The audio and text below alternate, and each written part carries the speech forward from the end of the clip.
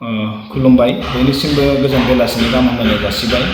दिनै मोनसे गोनांथार आयदा फोसावनो थाखाय जों आवगायदों दि फैबाय थानाय 15 आरो 16 नभेम्बराव दि दिल्लीनि इन्दिरा गान्धी साइ स्टेडियामाव जानो गोनां बड'लेण्ड महोत्सव हाबाफारि बे हाबाफारियाव थांलाय फैलायनि थाखाय जोङो गंनै स्पेशेल ट्रेन बुक खालामनाय जादोंमोन आरो बे ट्रेना जोंहा दायो बुक जाबाय।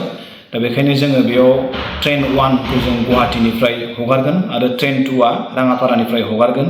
दा बेखायनो बिनि समखौ जों फैबाय थानाय 12 नभेम्बराव फुंनि 8 रिंगायाव बियो गुवाहाटीनिफ्राय खारगोन गंसेया आरो गंसे ट्रेना फुंनि 8 रिंगायाव बियो राङापारानिफ्राय खारगोन।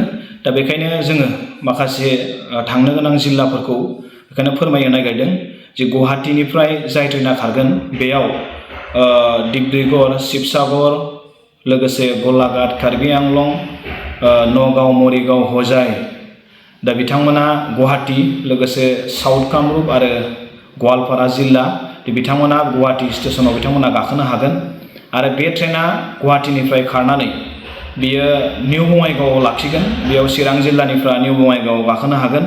लोगोसे आरोबाव नैथि स्टपेज हिसाबै बियो क'क्राझाराव लाखिगोन। क'क्राझार जिल्लानिया क'क्राझाराव मोनसे थागोन, बिनिफ्राय बे डाइरेक्ट दिल्ली थांगोन। दा बेखायनो गुवाहाटीनि ट्रेना 12 नभेम्बरनि फुंनि 8 रिंगायाव खारनानै बियो निउ बङाइगावआव लाखिगोन आरो क'क्राझाराव लाखिगोन, बिनि उनाव डाइरेक्ट दिल्ली थांगोन। गुबुन फारसेथिं नैथि जि ट्रेन बियो राङापारानिफ्राय खारगोन।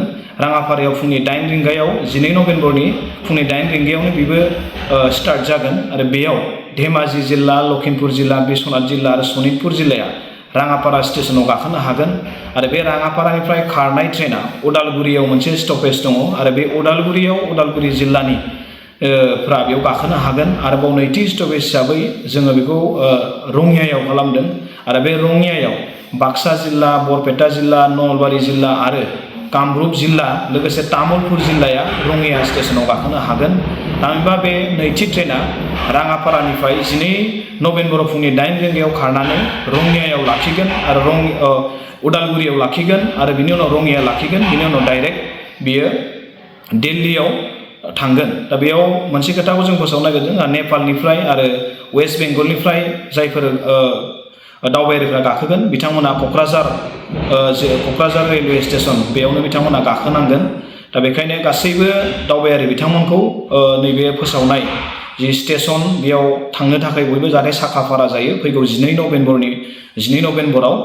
आरो बेजों लोगोसे मोनसे खोथाखौ जों फोसावखानो नागिरदों दि दायो भारतआव दुर्गा फुजा लोगोसे दिवाली आरो छठ फुजानि मुङाव गोबां स्पेशेल ट्रेन बिथांमोना होनाय जादों, जायनि जाउनाव ट्रेननि सर्ट जानायाव जोंनि बुक खालामनायखौ बिथांमोना होनो थाखाय राजि जायाखैमोन।